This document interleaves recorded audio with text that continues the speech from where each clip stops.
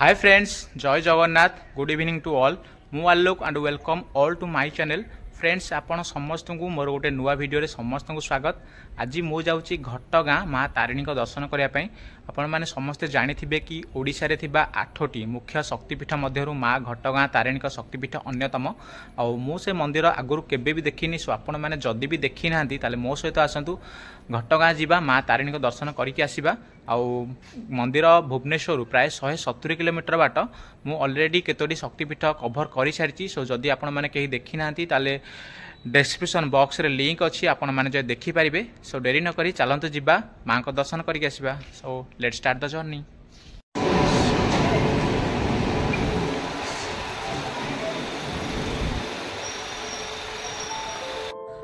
सो song मैंने finally आम journey तबे स्टार्ट हो जाइए घटगाँ माँ तारिणी पाखकू। एवं माँ बासस्थान होउची केन्दुझर जिला। आप जानी कि केन्दुझर जहाँकि जनवरी 1 1948 मसीह एस्टाब्लीश होता है। चारिपटू मयूरभंज, जाजपुर और भद्रक डिस्ट्रिक्ट चारिपटू घेरी केन्दुझर जिला निजर प्राकृतिक सौंदर्य जना जाए। जदि आपण मैंने एठाकू जावाकू प्लान करूछंती तेबे आपनकू गुंडीचा घाई वाटरफॉल, भीमकुंड एवं माँ तारिणी मंदिर एवं स्वयंपाटण शिव मंदिर विभिन्न प्रकार पिकनिक स्पॉट सबू बहुत सुंदर सुंदर जगह देखा मिलिबो। माँ आविर्भाव पछरे गोटे बहुत ही सुंदर कहानी अच्छी, जोटा मु आपनको आगको कहबी किभली भाबे माँ आविर्भाव हैला एवं से पुरी केमिति केउझर आसिले। वीडियो को शेष पर्यंत देखंतु।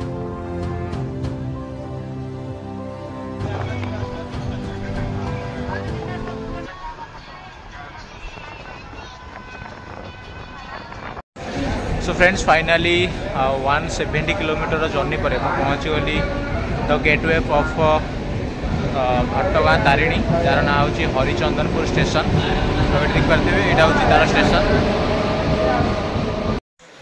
फ्रेंड्स मु तो ये हरिचंदनपुर स्टेशन अच्छी आठी कहीं भी पैसेंजर नहांती।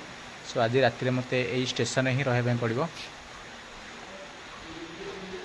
काली सकाळू आमे माँ को पाखु जर्नी स्टार्ट करवा। So good night. सो शुभ सकाळ सांग माने। काली राति मु हरिचंदनपुर रेलवे स्टेशन ही रही थी। आबे तो सकाळ हो गलानी, से गुड मॉर्निंग टू ऑल। आमे माँ को पाखक जीवा पूर्व माँ इतिहास विषय किछि जानी रखिबा। कह जाए कि किंवदंती अनुसार कि तृतीय जुगारे प्रभु श्री रामचंद्र जितेबले रावण सहित युद्ध करने जाऊथिले, से माता दुर्गा को आराध्य करथिले एवं माता दुर्गा मध्य प्रभु श्री रामचंद्रंकर पूजारे प्रसन्न होई तांको देखा देइथिले एवं से कहिथिले कि मु तुम सहित संकट हारिणी माँ तारिणी रूप में सदा सर्वदा रहिबी, किंतु गोटे शर्त होउछि कि तुमे मते देखिया पई चेष्टा करिवो नाही, नहले मु पाषाण पालटि जीवी। प्रभु श्री रामचंद्र माँ कथा शुणी माँ को पाद स्पर्श करते, किंतु से भूल रे माँ को चेहरा देखी देइथिले एवं से दिन ठारू माँ पाषाण हो गले, जो से दिन ठारू ही माँ तारिणी पाषाण रूप में पूजा पाउथिले। एबे आमे जानिबा कि माँ केमिति पुरी केउझर। पुरातन काल रे त्रिलोचन भंज नामक जड़े राजा जे कि केउझर राजा थिले एवं तांको पुओ थिले गोविंद भंज। पितांकर मृत्यु पर गोविंद भंज ही केउझर राजा होइथिले एवं से माँ तारिणीकर गोटे बहुत ही बड़ भक्त थिले। से सदा सर्वदा चाहूथिले कि माँ को पुरी केउझर आनिबा पई। सेही समय रे पुरीर राजा थिले पुरुषोत्तम भंज। दिने पुरुषोत्तम भंज गोविंद भंज को पुरी डकाइथिले। से गोविंद भंज को जय गोविंद महाराज उपाधि दई आठगड़ अंचल तांको उपहार देइथिले, किंतु गोविंद भंज कहिले कि मु माँ तारिणी को केउझर नेबा पई चाहूची। यह कथा सुनी पुरुषोत्तम भंज कहिले कि माँ तो हेउछंती पाताड़ी, से तांको इच्छारे सबुआडे जांती, मो हाथ रे किछि नाही। जदि माँ तुम सहित जीवा पई चाहिबे ताहेले ही मु तुमको माँ को देई परिबी। यह कथा शुणी गोविंद भंज दुखरे भांगी पड़िले एवं माँ को निजर मन कथा कहिले।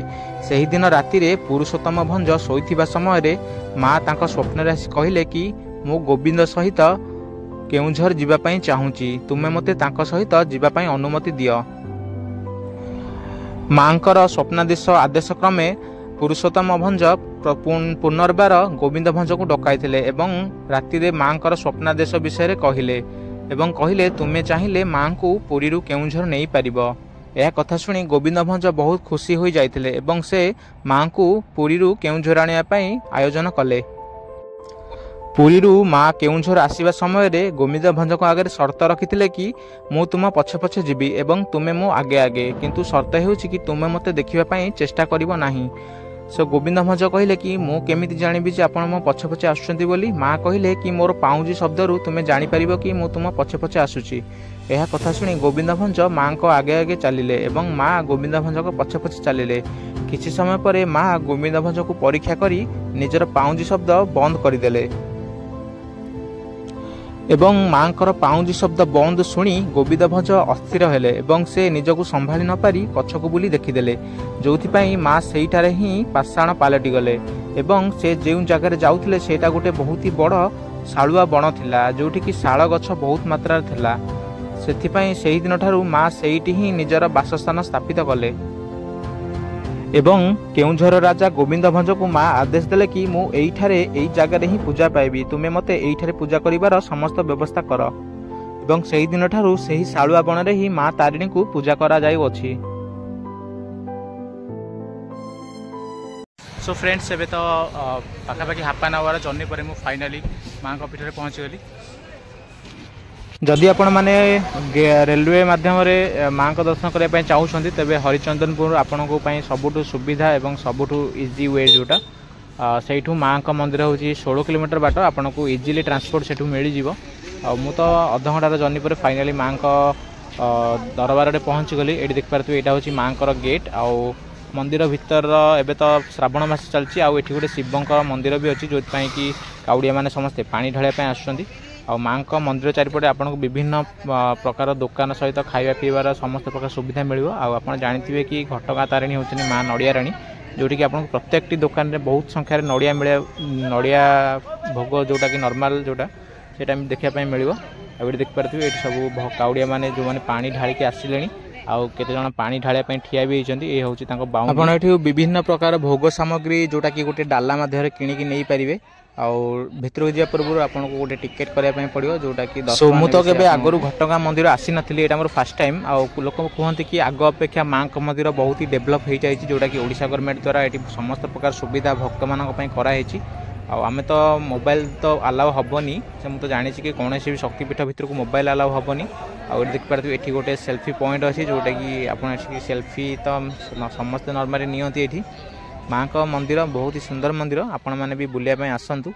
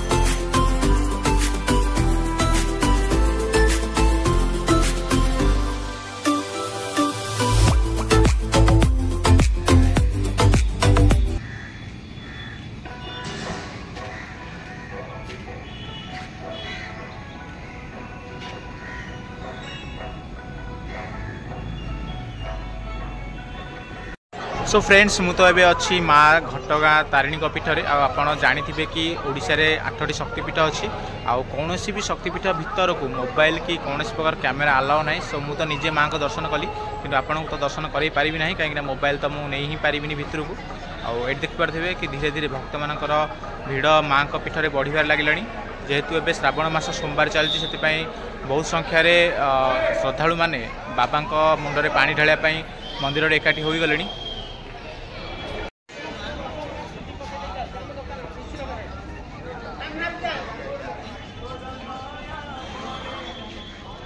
मंदिर परिसर में आपको विभिन्न प्रकार भोग सामग्री सहित खाइबा पीवा एवं पानी पीवा पानी भी सुविधा अच्छी। आबे तो श्रावण मास चलती यही पीठर गोटे शिव मंदिर भी अच्छी से सबू काउड़िया माने ये महादेव मुंड को पानी ढालिया प्रति सोमवार आसती। आज सकाल टाइम रे बहुत संख्यार भिड़ थिला एबे तो प्राय भिड़ कमीगला। सो एबे चलतु जीवा आउ भिड़ थिला बोली मु मंदिर भीतर को जाई नथली एबे जेहेतु भिड़ कमिलानी सो चलतु जीवा आउ बाबा को दर्शन भी करके आसीबा।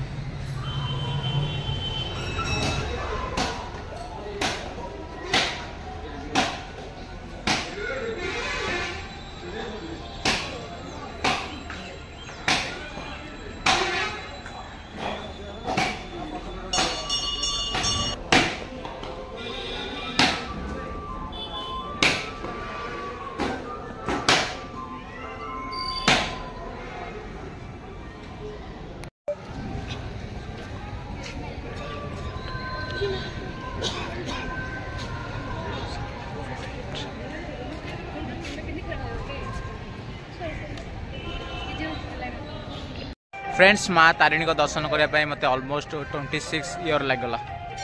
बाकी आपण मैंने माँ को दर्शन के मत कमेंट रे जनइबे। ओडिशा रे थिबा 8टी शक्तिपीठ मध्य माँ तारिणी मंदिर अन्यतम जहाँकि केन्दुझर डिस्ट्रिक्ट अच्छी।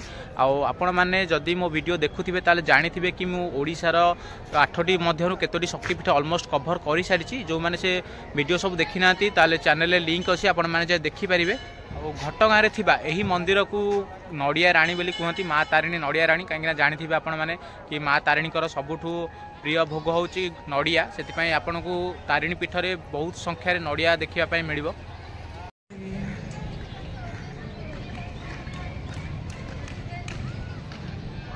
सो मंदिर तो मत ए हाफ एन आवर अधिक टाइम हो गलानी आ मत बहुत जोर भोक भी लगलानी। सो चलतु जीवा किसी गोटा खाइबा।